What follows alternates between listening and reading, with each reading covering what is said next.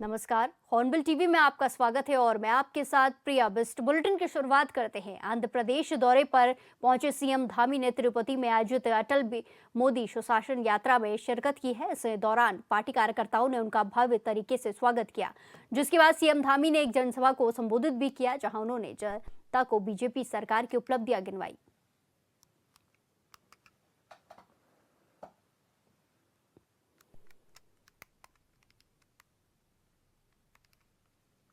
बनाने वाले सभी महानुभावों का हृदय से धन्यवाद व्यक्त करता हूं। దేవభూమి ఉత్తరాఖండ్లో ఉంటున్న నన్ను ఇటువంటి పవిత్ర కార్యానికి ఆహ్వానించినందుకు భారతీయ జనతా పార్టీ రాష్ట్ర అధ్యక్షులు పివిఎన్ మాధవ్ గారికి నేను ధన్యవాదాలు తెలియజేసుకుంటున్నాను। भाइयों बहनों, अटल जी का संपूर्ण जीवन राष्ट्रभक्ति, लोकतांत्रिक मर्यादाओं और मानवीय मूल्यों का जीवंत प्रतीक रहा है, जो आने वाली पीढ़ियों के लिए सदैव प्रेरणा स्रोत रहेगा। వారి జీవితం జీవితం వారి అత్యంత ఆదర్శవంతమైన జీవితం, వారి ప్రజాస్వామ్య విలువలు, వ్యక్తిగత జీవితంలో వారు పాటించిన ఆశయాలు అందరికీ స్ఫూర్తిదాయకం, మన అందరికీ ముందుకు నడిపించడానికి దోహదకారిగా పనిచేస్తాయి। उन्होंने एक ओजस्वी कवि के रूप में अपने शब्दों के माध्यम से संवेदनाओं को स्वर दिया, तो एक प्रखर वक्ता के रूप में अपने विचारों और तर्कों से अपने विरोधियों का भी सम्मान प्राप्त किया। ఒక కవి హృదయం కలిగిన కవిగా సమాజంలో ఉంటే వేదనని వారి చాటి చెప్పడమే కాకుండా ఒక మంచి వక్తగా అద్భుతమైన ప్రసంగాలతో పార్లమెంటులో ప్రజా సమస్యల మీద గలమెత్తి వాటి పరిష్కారం కోసం జీవితాంతం కృషి చేశారు। वो भारतीय राजनीति के एक ऐसे महान राजनेता थे जिनका कोई शत्रु नहीं था, उनके विरोधी भी उनका सम्मान करते थे। భారత రాజకీయాల్లో వారికి ఎవరు కూడా ఒక్కరు కూడా శత్రువులు ఉండేవారు, అందుకనే వారి ఆజాత శత్రువు కూడా కొనియాడుతారు। अटल जी के जीवन दर्शन को उनके ये अमर शब्द पूर्ण रूप से चरितार्थ करते हैं कि मेरे प्रभु, मुझे इतनी ऊंचाई कभी मत देना, गैरों को गले न लगा सकूं इतनी रुखाई कभी मत देना। మిత్రులారా, వారి కవి హృదయం ఎటువంటిదంటే వారు జీవితంలో ఒకసారి దేవుణ్ణి ప్రార్థిస్తారు, దేవుడా నన్ను అంత ఎత్తు కదిగనివ్వు, నన్ను ప్రజలతో మమేకమయ్యేలాగా వారి మధ్యలో ఉండు, వారితో సమస్యల పరిష్కారం ఇచ్చేదాకా నేల మీదే ఉంచు స్వామి అని వారు దేవుణ్ణి ప్రార్థిస్తారు। इन पंक्तियों में अटल जी की ये भावना झलकती है, उद्धत भावना झलकती है, जिसमें सत्ता से बड़ा सेवा भाव और पद से बड़ी मानवीय संवेदना है। వారి జీవితం మనకి ఏం చెప్తుందంటే ఈ పదవి కన్నా మానవీయ విలువలు ఎక్కువ, ఈ అధికారం కన్నా ప్రజలతో మమేకం కావడం ముఖ్యం అనే విషయం మనకు తెలుస్తుంది। यही कारण है कि वो केवल एक राजनेता नहीं, बल्कि करोड़ों करोड़ भारतीयों के हृदय में बसने वाले युग पुरुष थे।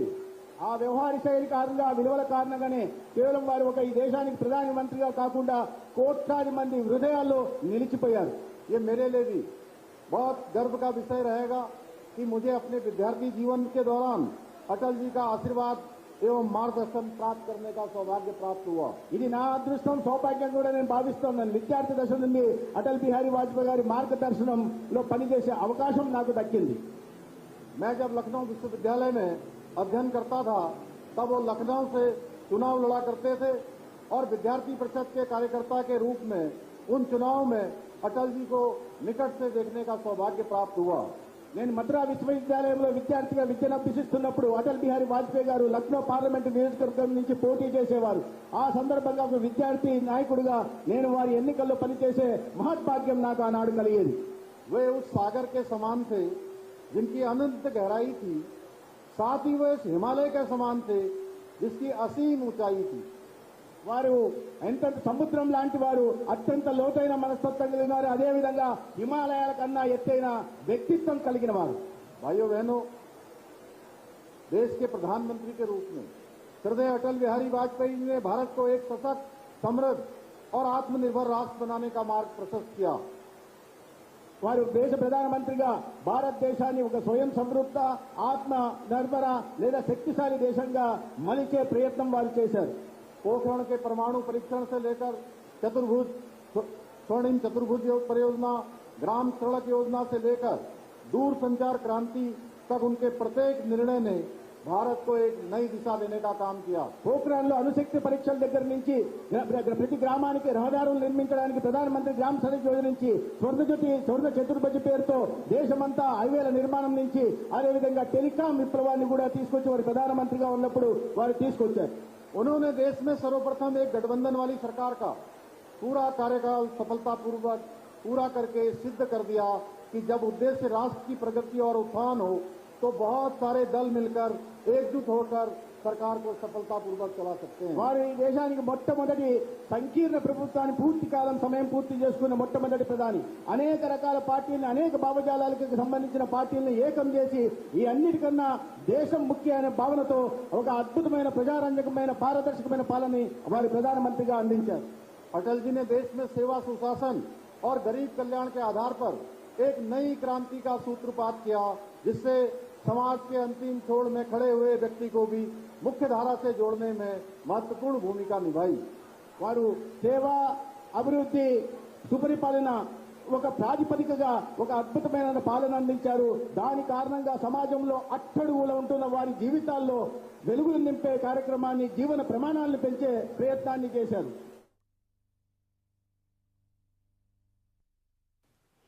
ये तस्वीरें आप देख सकते हैं जहां तिरुपति में मुख्यमंत्री पुष्कर सिंह धामी मौजूद हैं, जहां पार्टी कार्यकर्ताओं ने उनका भव्य तरीके से स्वागत किया। इसी के साथ मुख्यमंत्री ने जनसभा को भी संबोधित किया है। आंध्र प्रदेश मुख्यमंत्री का दौरा रहा है, जहां वो जनता को संबोधित करते नजर आए, जहां उन्होंने बीजेपी सरकार की उपलब्धियां जनता को बताई। इसी के साथ खबरों में आगे बढ़ते हैं। आंध्र प्रदेश के मदनपल्ली पहुंचने पर सीएम धामी का पार्टी कार्यकर्ताओं समेत भारी संख्या में जुटे भीड़ ने भव्य तरीके से स्वागत किया। इस मौके पर सीएम ने अटल बिहारी वाजपेयी जी की मूर्ति का अनावरण किया। वहीं कार्यक्रम को संबोधित करते हुए सीएम धामी ने डबल इंजन सरकार की उपलब्धियों को गिनाते हुए कहा कि प्रधानमंत्री नरेंद्र मोदी के नेतृत्व में देश का विकास तेजी से हो रहा है।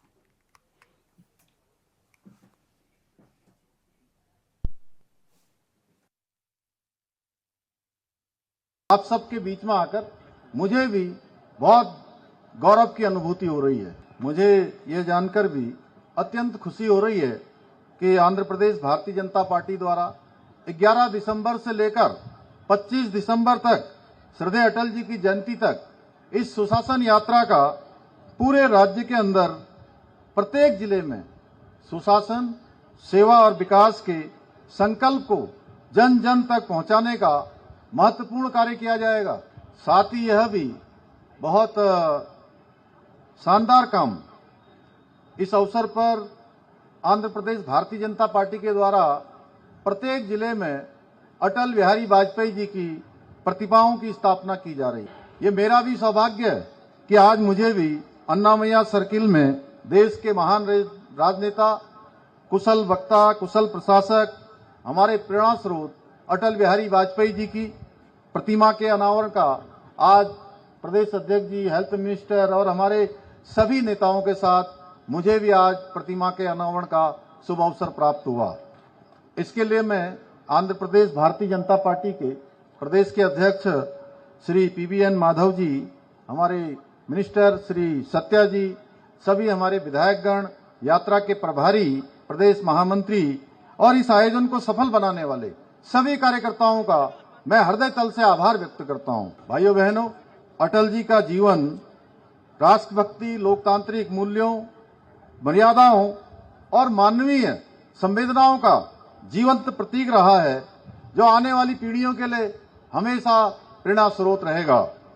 उन्होंने एक कवि के रूप में शब्दों के माध्यम से संवेदनाओं को स्वर दिया, तो एक प्रखर वक्ता के रूप में अपने विचारों से, तर्कों से अपने विरोधियों का भी सम्मान अर्जित किया। अटल बिहारी वाजपेयी जी एक ऐसे राजनेता थे, एक महान राजनेता थे, जिनके व्यक्तित्व, विचार और आचरण से उनका विरोधी भी, प्रतिपक्ष के लोग भी उनका सम्मान करते थे। उन्होंने हमेशा राष्ट्रहित को सबसे पहले रखा और कभी अपने सिद्धांतों से समझौता नहीं किया। 1996 में जब उनकी सरकार को विश्वास मत में जाना पड़ा, तो उस समय के उनके भाषण में राष्ट्र के प्रति उनके अटूट समर्पण की स्पष्ट झलक देखने को मिली है। उनके भाषण की ये पंक्तियां सदैव अमर रहेंगी कि सरकारें आएंगी जाएंगी, पार्टियां बनेंगी बिगड़ेंगी, मगर ये देश हमेशा रहना चाहिए। देश के प्रधानमंत्री के रूप में श्रद्धेय अटल जी ने भारत को एक सशक्त, समृद्ध और आत्मनिर्भर राष्ट्र बनने का मार्ग प्रशस्त किया। परमाणु का पोखरण का परीक्षण से लेकर स्वर्णिम चतुर्भुज योजना, ग्राम सड़क योजना से लेकर दूर संचार की क्रांति तक प्रत्येक निर्णय ने भारत को एक नई दिशा देने का काम किया। सबसे पहले एक गठबंधन की सरकार का सफलतापूर्वक कार्यकाल पूरा किया और ये सिद्ध किया कि यदि एक उद्देश्य राष्ट्र की प्रगति और उत्थान का हो, राष्ट्र की सफलता का हो, तो बहुत सारे दल मिलकर भी सरकार चला सकते हैं। श्रद्धेय अटल जी ने देश में सेवा, सुशासन और गरीब कल्याण पर आधारित एक नई क्रांति का सूत्रपात किया, जिसने अंतिम पंक्ति में खड़े व्यक्ति को भी मुख्य धारा से जोड़ने में बहुत महत्वपूर्ण भूमिका निभाई। आज उन्हीं की प्रेरणा से आदरणीय प्रधानमंत्री श्री नरेंद्र मोदी जी के नेतृत्व में देश में एनडीए की सरकार भारत को सशक्त, समृद्ध एवं स्वावलंबी बनाने के दिशा में आज अविस्मरणीय कार्य कर रही है। आज प्रत्येक सेक्टर में विशेष योजनाएं बनाकर योजनाबद्ध तरीके से विकसित एवं आत्मनिर्भर भारत के निर्माण की दिशा में कार्य किए जा रहे हैं। Startup India, vocal for local, make in India, skill India और डिजिटल इंडिया जैसी पहलों के माध्यम से आत्मनिर्भर भारत के स्वप्न को साकार करने की दिशा में ठोस कदम उठाए जा रहे हैं। स्टार्टअप इंडिया योजना के माध्यम से भारत आज दुनिया का तीसरा सबसे बड़ा स्टार्टअप इकोसिस्टम खड़ा करने वाला देश बन चुका है। आज भारत विश्व की चौथी सबसे बड़ी अर्थव्यवस्था बन गया है और एक बड़ी आर्थिक शक्ति के रूप में आज दुनिया में अपना स्थान बना लिया है।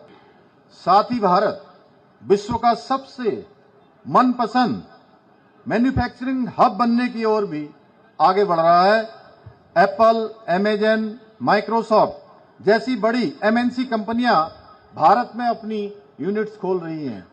मुख्यमंत्री पुष्कर सिंह धामी ने 47वीं all India public relation conference में कहा कि अब लोग अपने गांव वापस लौट रहे हैं। वहीं उत्तराखंड के सूचना महानिदेशक वंशीधर तिवारी का कहना है कि अब लोग सरकार की योजनाओं से प्रभावित होकर वापस अपने गांव में लौट रहे हैं। होम स्टे योजना, एप्पल मिशन योजना, कीवी बागवानी से जुड़ने के लिए और सरकार की मदद से हो रहे फायदे के लिए वापस आ रहे हैं।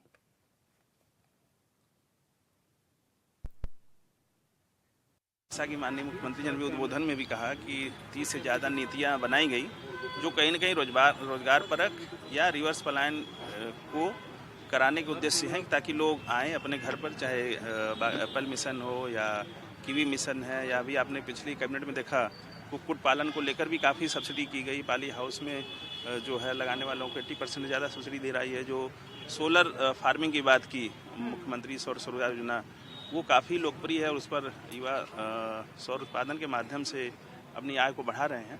तो कहीं न कहीं शीतकालीन पर्यटन भी जो शुरू हुआ है, शीतकालीन यात्रा जो शुरू हुई है, 4 धाम यात्रा बंद होने के बाद, क्योंकि शीतकाल में भी लोग यहाँ पर आए और कहीं न कहीं पर्यटन का जो एक उद्योग है उसको भी बल मिले और श्रद्धालु यहाँ आए, तीर्थयात्री यहाँ आए, आम पर्यटक यहाँ पर आए, तो उससे कहीं न कहीं जो रोजगार है सृजन होगा और स्थानीय स्तर पर लोगों को काम मिलेगा और जो रिवर्स पलायन है कहीं न कहीं उसको भी एक उसका मार्ग।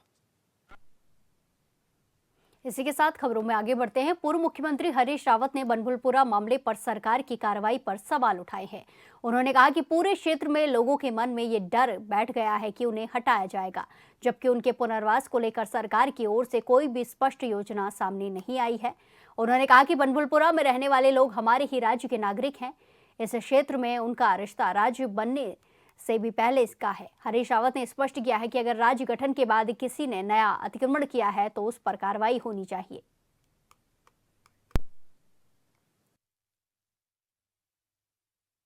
देखिए, ये हमारे राज्य के नागरिक हैं और हमारा तो उस एरिया से लंबे समय से संपर्क रहा है, राज्य बनने से भी पहले से घनिष्ठ संपर्क रहा है। यदि राज्य बनने के बाद कोई नए आकर के किन्होंने कब्जा किया है तो आप कार्रवाई करो। हाँ? लेकिन राज्य बनने से पहले से जो लोग वहाँ बसे हुए हैं, जिनको हमने राज्य बनते वक्त कहा है कि जो भी लोग 9 नवंबर 2000 को इस राज्य में वास कर रहे थे वो सब उत्तराखंडी हैं। जिस तरीके से हरीश रावत और नरेंद्र तिवारी और जनरल खंडूरी है तो या भगत सिंह कोश्यारी है, तो उन लोगों के वो यहाँ के निवासी हैं। हमारे निवासियों को यदि आप हटाएंगे तो आपके पास उनको कहीं तो रिहेबिलिटेशन करेंगे ना उनका। मुझे यदि यहाँ से सरकार कहेगी नहीं ये मकान हमको अधिकृत करना है, चाहे मैं किराए के मकान में रहता हूँ, लेकिन मुझको दूसरा मकान तो कहीं देगी जहाँ पर मैं जाऊँगा सामान लेकर के, यदि सरकार के काम से हमको वहाँ से। पूर्व कैबिनेट मंत्री हरक सिंह रावत के हालिया बयान को लेकर सियासत तेज हो गई है। हरक सिंह रावत की ओर से खुद को चर्चा में रहने वाला और राजनीति का अनुभवी खिलाड़ी बताए जाने पर बीजेपी ने कड़ी प्रतिक्रिया दी है। बीजेपी प्रदेश प्रवक्ता हनी पाठक ने हरक सिंह रावत पर तीखा हमला बोला। उन्होंने कहा कि भारतीय जनता पार्टी और पूरा उत्तराखंड हरक सिंह रावत को गंभीर नेता के रूप में नहीं बल्कि लाफिंग स्टॉक के तौर पर जानता है। उन्होंने कहा कि हरक सिंह रावत खुद अपने बयानों में मजाक का विषय बनते जा रहे हैं और पूरे प्रदेश में उन्हें जोक ऑफ द डे के रूप में देखा जाता है।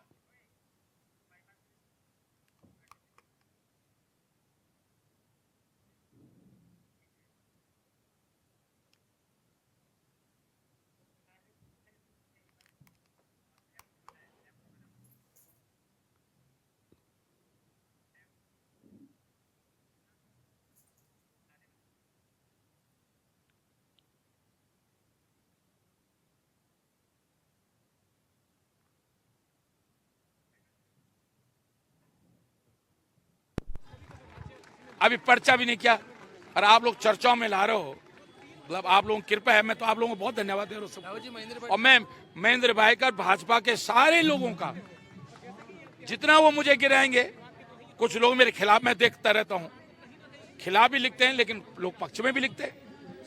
देखिए, किसने इनके बारे में सीरियस बात करी, कौन इनको लेके संजीदा हुआ?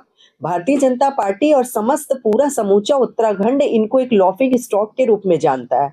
लॉफिंग स्टॉक यानी हंसी का पात्र। इनको सभी लोगों ने हंसी का पात्र बनाकर देखा और joke of the day per day पूरा उत्तराखंड ने देखा है। तो ये अपने आप में खुद ये समझ सकते हैं कि ये चर्चा में किस प्रकार से हैं। कुछ लोग मुद्दे नहीं बनाते, खुद मुद्दा बन जाते हैं और ये उन लोगों में से हैं कि ये मुद्दा बन जाते हैं और अधिक बड़बोलापन इनको जो इन्होंने किया है उसका सामना जगह जगह ये माफी मांगकर ही दिखा रहे हैं। तो ये खुद अपने आप में बता रहे हैं कि ये किस प्रकार की राजनीति की बात करते हैं। और जहां तक राजनीति में पीएचडी करने की बात है तो निश्चित तौर पर आपने गंदी राजनीति में पीएचडी निश्चित तौर पर करी होगी, क्योंकि ये आपके हर बयान ये खुद अपने आप में साबित कर रहे हैं कि आप किस तरीके का कार्य करते हैं और किस चीज में आपने पीएचडी करी है।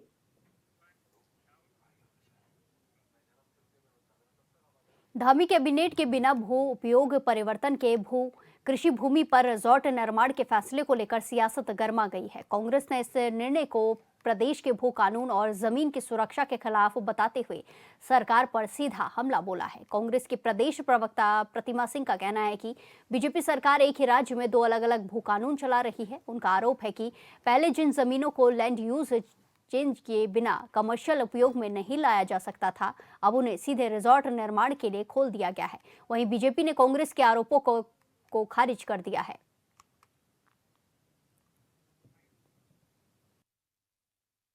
ये जो फैसला कैबिनेट में कल लिया गया है, ये भारतीय जनता पार्टी का जो असली चेहरा है उसको उजागर करने का कार्य करता है।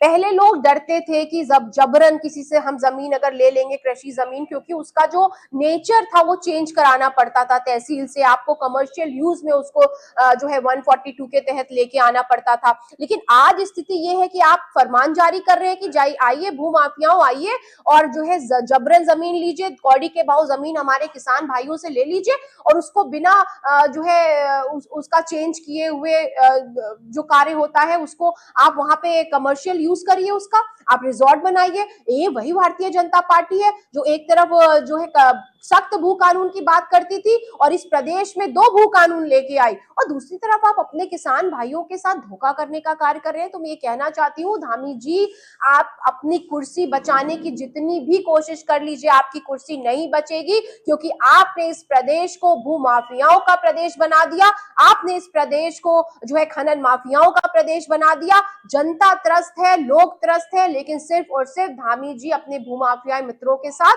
अपने खनन माफिया मित्रों के साथ मस्त है। कि कांग्रेस का ये बयान अपने आप में खुद सिद्ध करता है कि वो उत्तराखंड के युवाओं के प्रति बिल्कुल भी समर्पित नहीं है, और ये भी वो बता रहे हैं कि वो उत्तराखंडी है ही नहीं, क्योंकि उत्तराखंड की भलाई के लिए ये कदम उठाया गया है। किसी भूमाफियाओं को नहीं दिया जा रहा है रिजॉर्ट बनाने की अनुमति, वो हमारे उत्तराखंड के लोग हैं। वहां अगर रिजॉर्ट बनता है तो निश्चित रूप से वहां रोजगार के अवसर प्राप्त होंगे, और जो हमारे पलायन की समस्या है उसमें भी ये काफी ज्यादा लाभप्रद साबित होगा।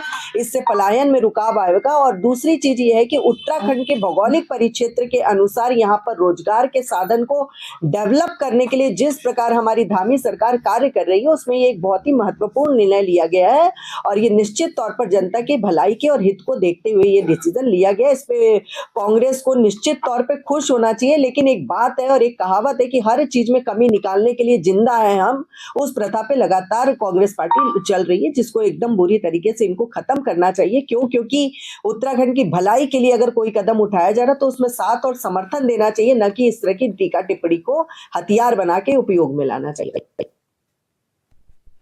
नरेंद्रनगर में आयोजित राष्ट्रीय लोक अदालत में कई मुद्दों से संबंधित 414 वादों का निस्तारण किया गया। इन वादों के निस्तारण के क्रम में 13,60,583 की वसूली की गई। वादी और प्रतिवादियों में इस बात को लेकर बड़ी खुशी थी कि लोक अदालत में आपसी सुलहनामा करके उन्हें तुरंत न्याय मिला।